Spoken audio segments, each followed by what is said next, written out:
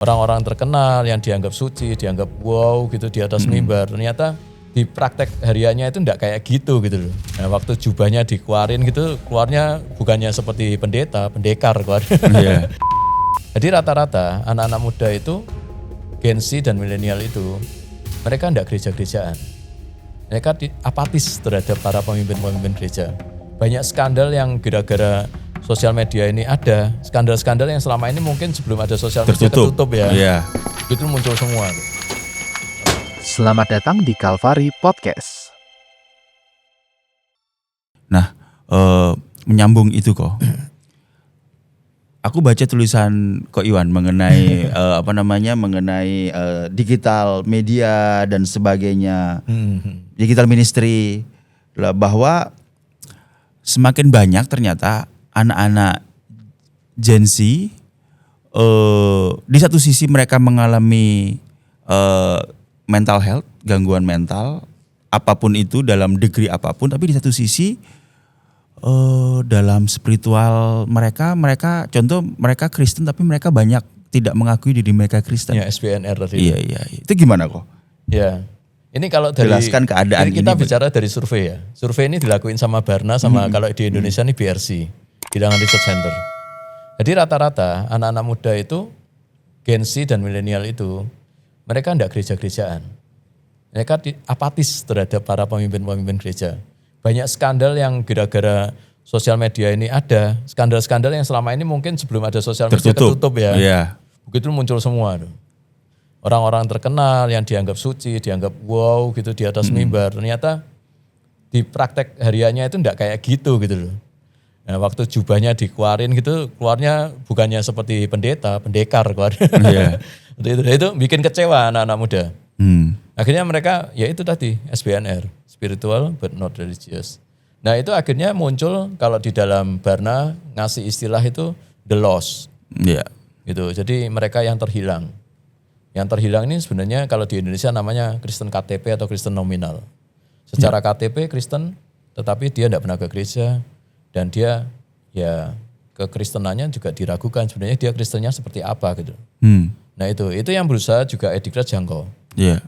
Dalam artian tetap kita harus kembalikan mereka untuk digembalakan di dalam gereja sebagai organisasi yang atas restu Tuhan gitu loh ada di bumi ini. Gitu loh.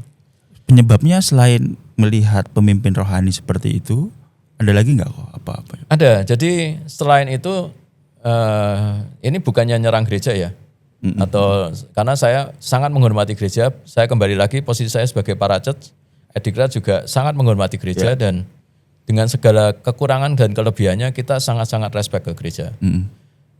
Kita lihat di dalam gereja-gereja yang kemarin itu pengapanan kami ya, itu gereja-gereja yang tidak siap. Dalam artian mereka tidak bisa relevan dengan kebutuhan yang dibutuhkan anak-anak muda. Okay. Jadi seperti template gitu loh bro. Template dalam artian ya udah gereja itu pokoknya ibadah gitu. Nanti sebulan sekali ada perjamuan suci, awal bulan perpuluhan, awal tahun nanti buah sulung ya. Dan seperti itu. Penekanannya kan template itu setiap tahun akan seperti itu. Misi ya udah bikin klinik gratis, bagi-bagi sembako. Nah, sisi-sisi lain yang aspeknya lebih kemanusiawi anak-anak muda itu tidak terjangkau. Contohnya kayak misalkan mental health, LGBT, terus kemudian tentang isu-isu yang berhubungan dengan alam. Nah itu kan jadi concern ya anak-anak muda. Greenpeace itu kan anak-anak muda sangat mengagungkan. Misalkan ada kayak sekarang ini yang di tambang itu, enggak perlu kita sebutin itu kan, itu kan jadi sorotannya anak-anak muda juga. Itu gereja yang semestinya sama Tuhan diizinkan ada di bumi ini sebagai perwakilannya dia, ya perwakilan Tuhan sendiri untuk bisa memuridkan atau memberi berkat pada dunia itu kesannya jadi eksklusif selama ini. Concernnya hanya untuk dirinya sendiri gitu loh. Gerejanya gede-gede gitu loh. Akhirnya jemaat rebutan. Membangun kerajaan sendiri. Betul. Wow. Nah itu yang anak muda merasa kok aku enggak diperhatiin ya. Tapi kan ada yang di dalam kok yang sangat bangga gitu berafiliasi dengan gereja-gereja itu. Ya mungkin anaknya pendetanya mungkin bro. Gitu ya. Tapi rata-rata dominannya anak-anak muda. Dominannya karena kan kita berbicara mengenai skala yang luas ya berapa orang yang ada di gereja itu Ya. pasti lebih sedikit daripada apa yang Contoh-contoh lah ya. Contoh misalkan gini. Kita diminta untuk terbuka kepada gereja. Terus ada misalkan saya kan selain bergerak di area Declare ya sebagai digital ministry, saya pribadi juga terlibat dalam kegerakan anti LGBT. ya. Saya adalah mentor dan gembala dari organisasi untuk penjangkauan mereka yang bergumul di area LGBT, area Jatim, Surabaya dan sekitarnya. Ya. Dari mereka, misalkan kita diminta untuk gereja bilang terbuka, nanti kita akan doakan, akan support seperti itu. Tapi begitu terbuka, Dikucilkan. aku gay bro, Oh. dikucilkan. Dikasih ruang tapi kecil gitu di pojok gitu. Iya. Jadi bukannya justru ditolong, tetapi malah dijulitin, digibahin. Jadiin gosip, omongan. Nah. Lalu letak digital ministry untuk menjawab permasalahan ini bagaimana? Ya kita bergerak dalam area para church ini adalah ke area yang selama ini gereja tidak sentuh. Misalkan kayak LGBT atau misalkan mental health yang belum dikonsen sama gereja. Kita bergerak di area itu. Nah di pemulihan dan lain-lain ya kita pendekatannya secara holistik, pastoral, juga secara ilmu, psikologi, psikiater, melibatkan itu semua. Iya. Nah, setelah mereka dipulihkan, kita kenalkan kembali nih kasihnya kepada Tuhan. Iya. Setelah dipulihkan, kita kembalikan ke gereja untuk dimuridkan lebih lanjut. Iya. Seperti itu. Nah, coba Ko Iwan jelaskan mengenai bagaimana gospel centered ministry, pelayanan digital yang berpusat kepada Injil itu bagaimana? Dan dalam tulisan Ko Iwan mengatakan bahwa bisa jadi ini menurut analisa saya bisa menjadi jawaban gitu. Betul. Bisa dijelaskan tuh. Ya, gospel center tuh gini, kalau konsep secara kasarnya ya, kita di dalam dunia area digital ministry ini sebenarnya ada dua kubu yang sekarang ada di digital ministry. Yang satu kubu yang sangat relevan, sangat benar-benar merangkul, menerima mereka yang mengalami pergumulan. Dan mereka bikin konten-konten yang kesannya itu pragmatis ya. Kayak mencintai diri sendiri, terus kemudian pemulihan, self healing, seperti itu. Itu ada posisi seperti itu. Di satu sisi. Di satu sisi. Dan kalau secara kekristenan tuh halusnya tuh ngomongnya ya Tuhan tuh mengasihi kamu, it's okay, nggak apa-apa, bangkit lagi, gitu. It's okay seperti itu. Jadi itu ada yang satu sisi itu. Ada yang kubu lainnya itu bikin konten-konten itu arahnya itu judgmental. Ini LGBT gitu ya, disikat dengan Sodom dan Gomora misalkan gitu. Terus kamu ini berdosa gitu, kalau enggak bertobat nanti masuk neraka gitu. Jadi orang baca ini yang awalnya tuh bergumul jadi makin apatis gitu sama kekristenan. Kok malah aku dihakimin di sini gitu. Nah, posisinya di situ. Oh, oke. Nah, Gospel Center di sini secara digital ini menawarkan jalan ketiga. Oke. Jalan ketiga artinya apa? Kita enggak merangkul keduanya, tapi kita membawa tentang kasih Kristus yang nyata. Progres pemulihan, proses menjadi terkalibrasi, mengerti tentang kebaikan Tuhan, dan akhirnya bisa berkalibrasi, berprogres menjadi yang sesuai apa yang Tuhan kehendaki dalam hidupnya. Itu kita jabarkan di dalam konten. Jadi tidak sekedar ngomong kalau Tuhan itu baik. Iya Tuhan kalau baik kenapa kok masih ada kejahatan? Nah itu kan mesti kita jelaskan juga di dalam itu. Ada progres-progres di situ. Endingnya apa? Bukan cuma ngomong kalau Tuhan itu mau terima kamu gitu. Seperti ilustrasinya perempuan Samaria yang ketemu Yesus di sumur. Tidak cuma tentang dirangkul saja, tetapi kan dimuridkan, kamu pulang jangan berbuat dosa lagi. Penting itu. Iya. Kalau cuma diterima doang, aku akan nemanin kamu gitu. Ya nemani kemana gitu. Kalau dia mau ke jurang masa kita temanin dia tetap, aku akan temani kamu ya. Kamu nyemplung jurang ya enggak apa-apa. Kita mesti ngomongin dong. Kita kan mesti tetap ngomongin gitu kalau posisinya kamu ini arahnya ke binasaan gitu. Iya. Aku harus ingetin kamu gitu. Wow. Jadi gospel center dalam digital ministry adalah kita tidak mau ke arah bahwa Tuhan mengasihi kamu, kalau kamu Nggak mau salah pragmatis kita. bangkit lagi, tenang gitu segala macam, atau ke arah konten-konten yang menunjuk-nunjuk, point finger. Kamu kalau begini akan begini begitu, tapi di mana kasih Tuhan dan keadilan Tuhan itu bertemu. Iya. Lalu bagaimana strateginya kok? Ya kita gini, kalau kita balik ke ilustrasinya itu inkarnasi ya. Tuhan ini kan saking kepingin menebus kita semua kan akhirnya menjadi manusia dalam rupa Yesus. Ya. Di dunia ini. Dia akhirnya kita bisa melihat bahwa apa yang kita alami sebenarnya itu Tuhan juga alami gitu. Jadi dia ngerti gitu loh, enggak cuma teori tok gitu. Dia ngerti gitu loh. Kalau misalkan kita aku merasa depresi, Tuhan pernah loh ngalami kayak gitu. Kalau aku pernah dilecehkan, ya Tuhan apa enggak kurang dilecehkan? Iya. Ditelanjangin, dipermalukan di muka umum kan seperti itu. Jadi semua itu Tuhan bisa kayak nunjukin kalau aku tuh ngerti gitu loh. Apa yang kamu rasain tuh ngerti, beneran enggak cuma ngomong tok gitu. Penolakan segala macam ya. Betul. Aku disakiti, kayak dikhianati gitu. Dia ngerasain semua. Dan sebenarnya ini adalah suatu berita baik buat teman-teman yang mungkin struggle dengan mental health. Yes. Bahwa Tuhan merasakan apa yang kamu rasakan. Kita semua rasakan. Penolakan, mungkin sakit yang mungkin tidak bisa dirasakan oleh orang lain. Iya. Dan ini kabar baik juga ya kok, bahwa kita merasa tidak ada orang yang mengerti kita. Tapi sebenarnya Tuhan kita mengerti kita, karena tidak hanya mengerti, karena Yesus mengalami hal itu kan. Gitu. Contoh lagi misalkan gini, saya sangat dekat dengan teman-teman yang bergumul di area LGBT ya. Mereka kan saking takut mendapatkan social judgment dan lain-lain kan, akhirnya mereka tuh seringnya dulunya sebelum bertemu dalam satu komunitas ini kan mereka berdiri sendiri-sendiri.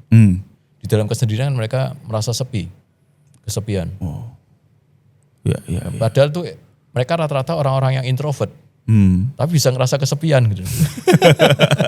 Padahal kalau introvert sendiri senang. Padahal sering kan orang ngomong introvert sendirian tuh oke gitu. Iya. Nyata introvert pun bisa ngerasa kesepian gitu. Nggak punya teman, nggak punya. Nah sebenarnya Yesus sendiri itu hidupnya juga sendirian.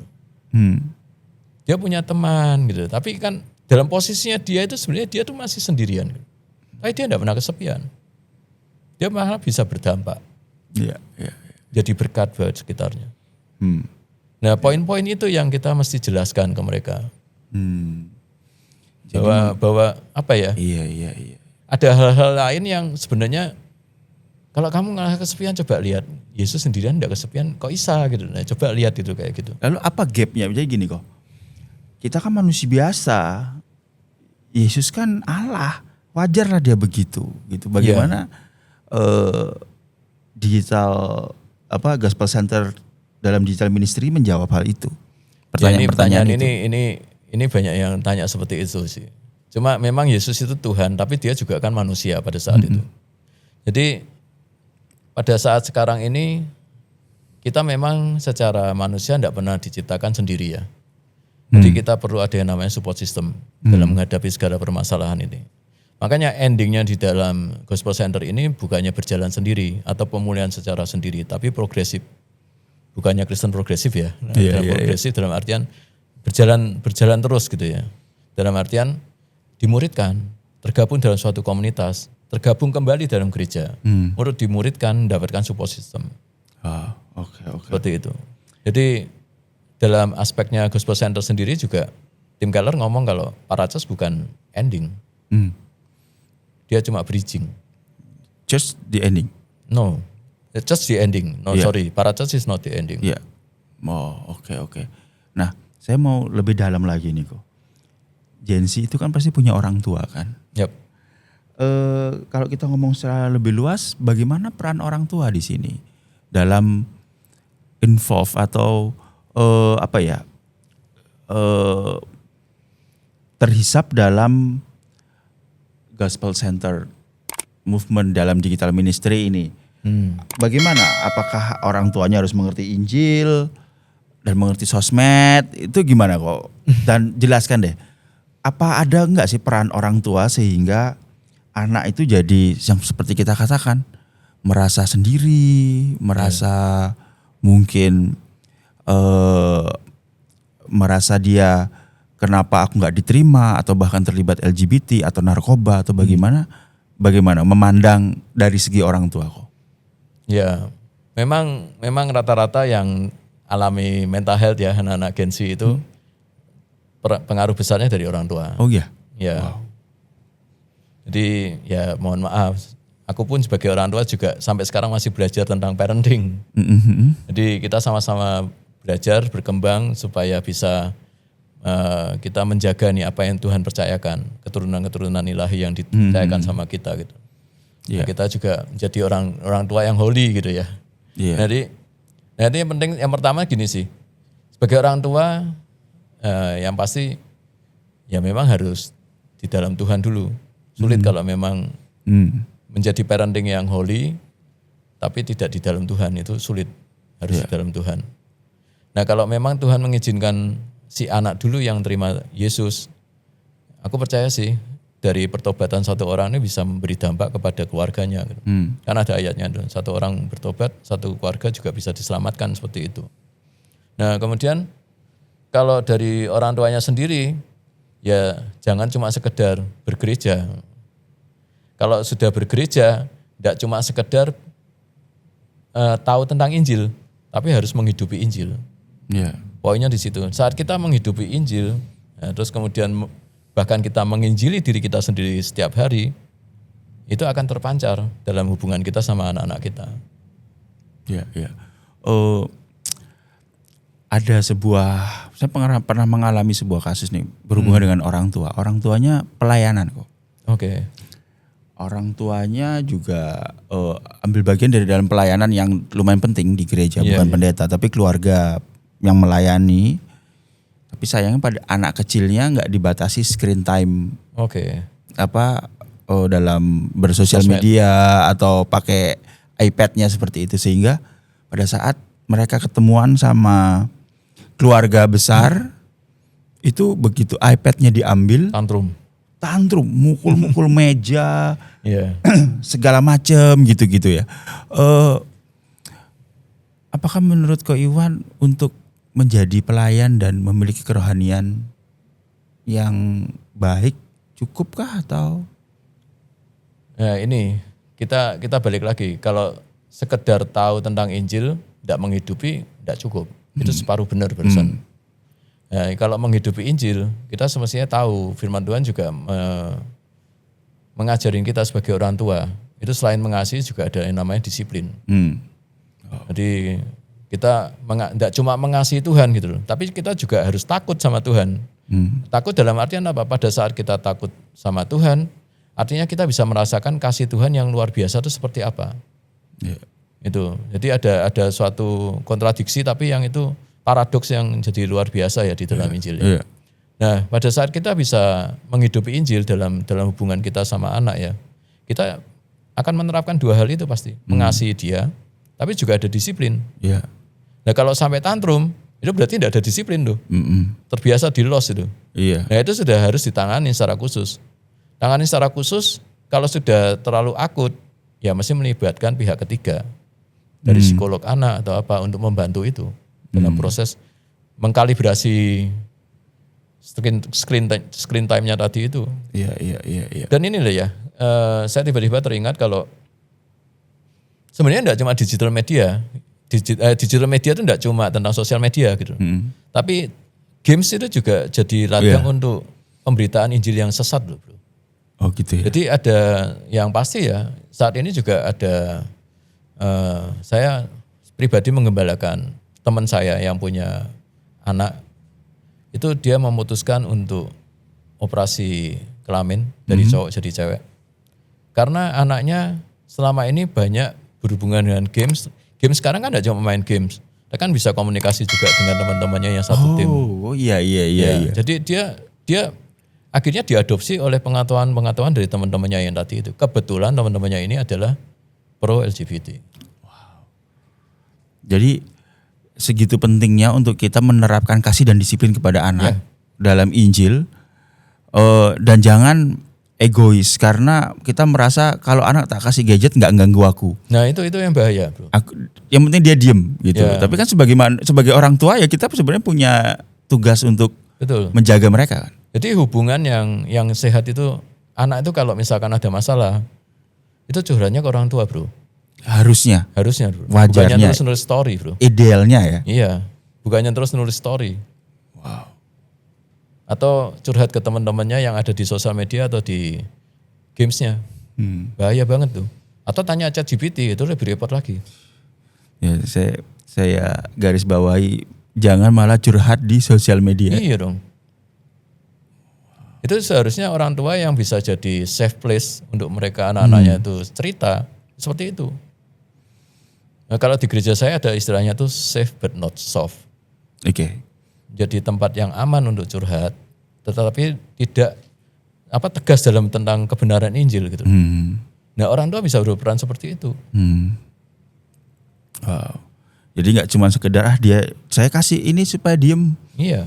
dan nggak ganggu saya gitu. Dan mungkin pemikiran seperti itu akan sangat bahaya ya kok ya ke depannya kan. Jadi mereka lebih nyaman di Betul. gadget mereka dibanding mungkin ngobrol dengan orang tua. Engaging-nya dengan orang tua enggak ada. Iya betul. Deketnya itu karena terpaksa.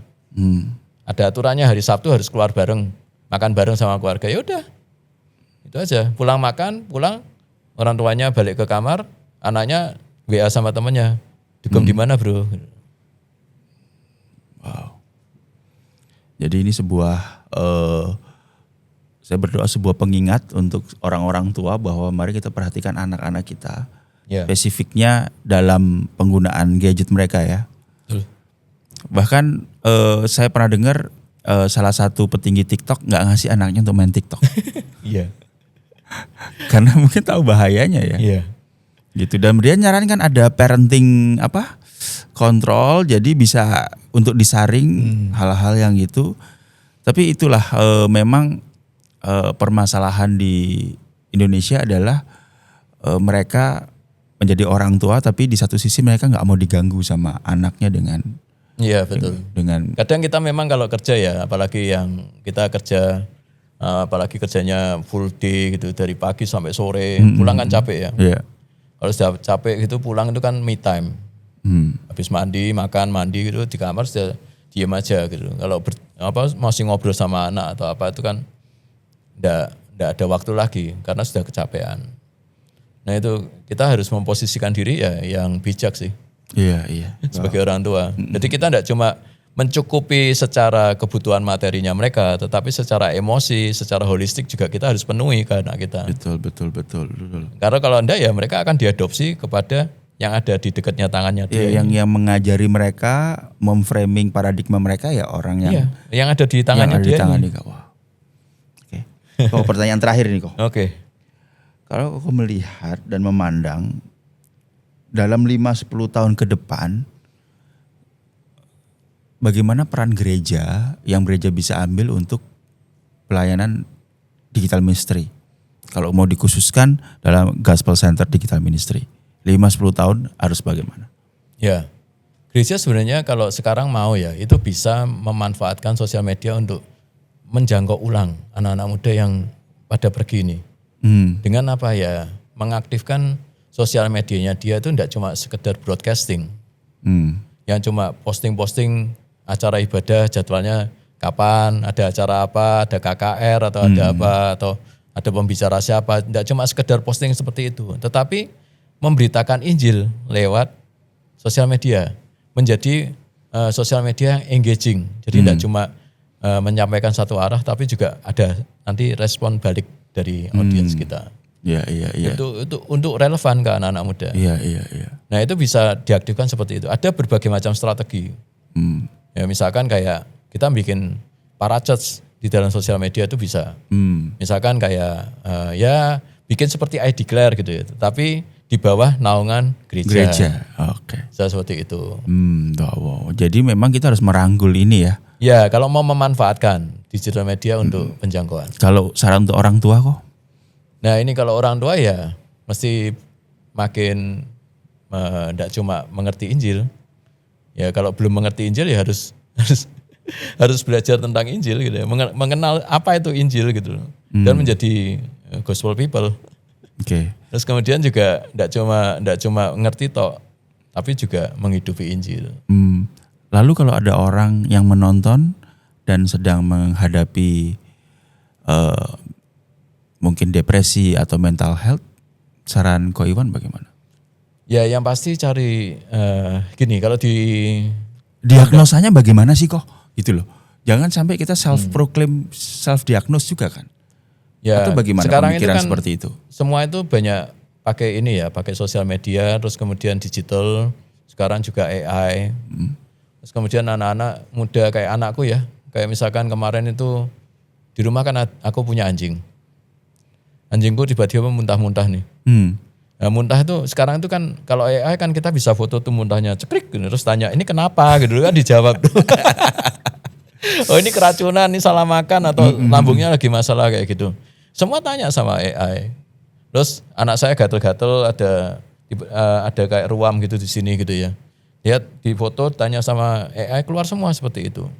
Nah, jadi kita kalau mengandalkan digital semua itu semuanya itu sebenarnya jadi belum tentu benar. Karena kan semuanya sistemnya cuma ngambil database. Iya. Nah, Tuhan itu sebenarnya punya memberkati kita sebagai manusia, menjaga itu termasuk dengan ilmu pengetahuan. Termasuk munculnya ada dokter, ada psikolog, ada psikiater. Itu orang-orang pengetahuan yang memang Tuhan karuniakan untuk merawat manusia yang hidup di dalam dunia yang berdosa ini gitu loh. Nah kita kalau memang bermasalah, jangan cepat-cepat ngambil suatu kesimpulan.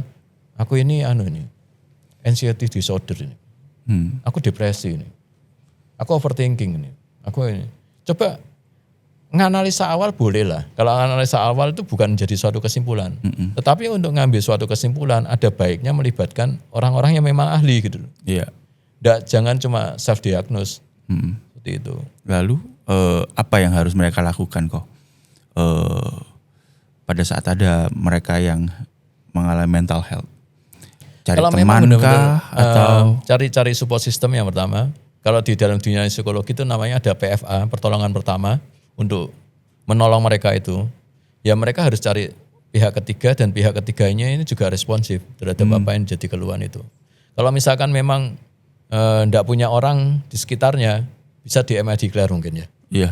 Itu sedikit membantu untuk rilis curhatan awal, rilis awal, buang sampah awal. Iya. Apa yang mau dicurhatkan gitu. Ada beberapa yang memang ada yang ngalami sampai depresi dan ada yang mau bunuh diri pun itu sempat DM sama Edikler.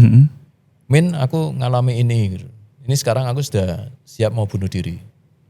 Seperti apa ya itu. Itu kita akan coba dengan ya yang pasti akan ngajak curhat, ngomong bareng gitu.